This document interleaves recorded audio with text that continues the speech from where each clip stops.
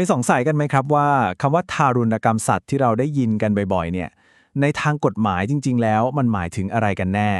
มันใช่แค่การตีหรือทำร้ายร่างกายหรือเปล่าวันนี้เราจะมาเจาะลึกพรบคุ้มครองสัตว์ปี 2557 เพื่อหาคำตอบเรื่องนี้กันครับผมขอเปิดด้วยคำถามนี้เลยนะครับถ้าเกิดว่าสุนัขของเราป่วยแต่เราตัดสินใจว่าไม่พาไปหาหมอดีกว่าแบบนี้เนี่ยจะถือว่าเป็นการทารุณกรรมสัตว์ตามกฎหมายหรือเปล่าลองเก็บคำตอบไว้ในใจกันก่อนนะครับเพราะคำตอบของคำถามนี้อาจจะเปลี่ยนความเข้าใจของใครหลายๆคนไปเลยก็ได้โอเคครับในการเจาะลึกครั้งนี้เราจะไล่ดูกัน 4 ประเด็นหลักๆเลยนะครับก็คือขอบเขตของกฎหมายมันไปถึงไหนนิยามของคำว่าทารุณกรรมที่ผมบอกเลยว่ามันลึกซึ้งกว่าที่คิดเยอะแล้วใครล่ะคือเจ้าของที่ต้องรับผิดชอบและสุดท้ายคือเหตุผลเบื้องหลังกับบทลงโทษเป็นยังไงมาเริ่มกันที่ประเด็นแรกกันเลยครับก่อนที่เราจะไปเข้าใจคำว่าทารุณกรรมเนี่ยเราต้องรู้ก่อนว่าในมุมของกฎหมายแล้วคำว่าสัตว์ที่เขาให้ความคุ้มครองเนี่ยมันกว้างขนาดไหนกันแน่ข้อมูลทั้งหมดที่เราจะคุยกันวันนี้นะครับก็มาจากกฎหมายฉบับนี้โดยตรงเลยก็คือพระราชบัญญัติป้องกันการทารุณกรรมและการจัดสวัสดิภาพสัตว์ปี 2557 โดยเฉพาะในมาตรา 3 ที่เป็นเหมือนพจนานุกรมของกฎหมายฉบับนี้เลยครับนี่คือนิยามของคำว่าสัตว์นะครับจะเห็นว่ากฎหมายมองกว้างมากไม่ใช่แค่หมาแมวที่เราเลี้ยงไว้เป็นเพื่อนเท่านั้นนะแต่ยังรวมไปถึงสัตว์ที่ใช้แรงงานอย่างวัวควายสัตว์ที่เป็นพาหนะสัตว์ที่เป็นอาหารอย่างไก่ในฟาร์มหรือแม้กระทั่งสัตว์ที่ใช้ในการแสดงทั้งหมดนี้กฎหมายคุ้มครองหมดเลยครับและจุดที่ผมอยากจะเน้นเลยคือประโยคสุดท้ายครับที่บอกว่าไม่ว่าจะมีเจ้าของหรือไม่ก็ตามโอ้โหนี่แหละครับคือหัวใจเลยมันแปลว่าอะไรครับแปลว่าน้องหมาน้องแมวจรจัดที่อยู่ข้างถนนก็มีกฎหมายฉบับนี้คุ้มครองอยู่เหมือนกันใครจะไปทำร้ายเขาเล่นๆไม่ได้อีกต่อไปแล้วครับเอาละครับคราวนี้มาถึงคำที่เป็นพระเอกของเรื่องในวันนี้กันแล้วนั่นก็คือคำว่าทารุณกรรมครับคือหลายคนอาจจะนึกถึงภาพการทำร้ายร่างกายอย่างเดียวแต่ในทางกฎหมายแล้วเนี่ยมันลึกซึ้งแล้วก็ครอบคลุมกว่านั้นมากๆเลยครับตามกฎหมายนะครับการทารุณกรรมคือการกระทำหรืองดเว้นการกระทำที่ทำให้สัตว์ต้องทุกข์ทรมานอยากให้สังเกต2คำนี้นะครับทุกข์ทรมานทั้งทางร่างกายและจิตใจคือกฎหมายมองไปถึงความรู้สึกของสัตว์ด้วยแล้วยังรวมไปถึงการทำให้ป่วยทุพพลภาพหรือที่แย่ที่สุดคือถึงขั้นเสียชีวิตครับ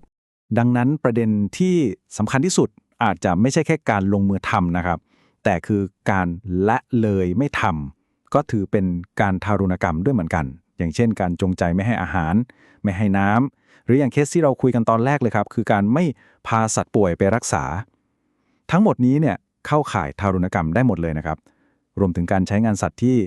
แก่ป่วยพิการหรือกำลังตั้งท้องด้วยย้ำอีกทีชัดๆเลยนะครับการไม่ทำบางอย่างก็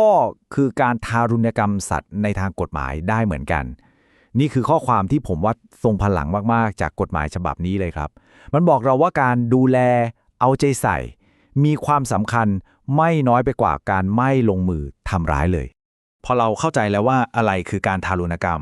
คำถามต่อมาก็คือแล้วใครล่ะที่ต้องรับผิดชอบเรื่องนี้กฎหมายก็ได้ให้นิยามของคำว่าเจ้าของสัตว์ไว้อย่างน่าสนใจมากเลยครับคำว่าเจ้าของในที่นี้เนี่ยไม่ได้หมายถึงแค่คนที่มีชื่อในทะเบียนหรือเป็นคนซื้อมาเท่านั้นนะครับแต่กฎหมายมองไปถึงผู้ครอบครองหรือคนที่ดูแลสัตว์ในขณะนั้นด้วยยกตัวอย่างง่ายๆเลยสมมติเพื่อนเอาแมวมาฝากเราเลี้ยงแค่3วันในช่วงเวลา3วันนั้นแหละครับเราคือเจ้าของสัตว์ตามความหมายของกฎหมายนี้แล้ว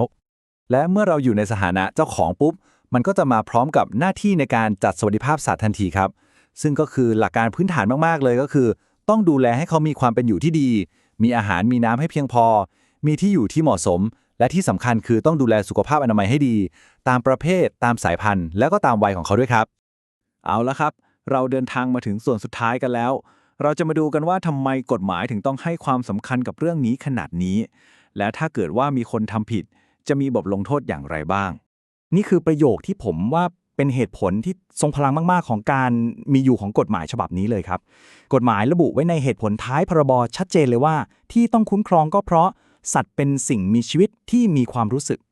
นี่คือการยอมรับอย่างเป็นทางการเลยนะครับว่าสัตว์ไม่ใช่แค่สิ่งของแต่มีความรู้สึกเจ็บปวดได้เหมือนกับเราเนี่ยแหละครับส่วนบทลงโทษก็สะท้อนความหนักเบาของการกระทำเลยครับถ้าเป็นการทารุณกรรมตามมาตรา 20 แบบที่ว่ามาทั้งหมดเนี่ยโทษสูงสุดคือจำคุกถึง2 ปีหรือปรับไม่เกิน 40,000 บาทหรือทั้งจำทั้งปรับเลย แต่ถ้าเป็นการจัดสวัสดิภาพไม่ดีหรือว่าทอดทิ้งสัตว์ก็จะมีโทษปรับสูงสุดที่ 40,000 บาทครับ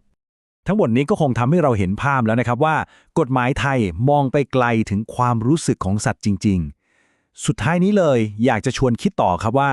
เมื่อเราเข้าใจแบบนี้แล้ว ในชีวิตประจำวันของเรา มีอะไรเล็กๆน้อยๆที่เราพอจะทำได้บ้าง เพื่อช่วยกันปกป้องความรู้สึกของเพื่อนร่วมโลกเหล่านี้ให้ดีขึ้นครับ